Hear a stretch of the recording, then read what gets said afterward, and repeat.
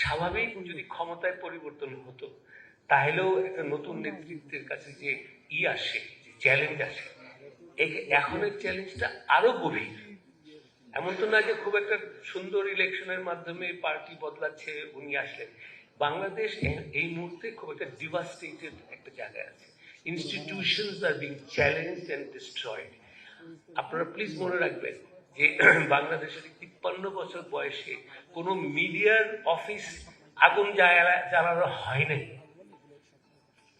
সর্বপ্রথমবারের মতন প্রথম আলো, ডেইলি স্টার অফিসে আগুন জ্বালালো কেন? আমরা কি অপরাধ করলাম?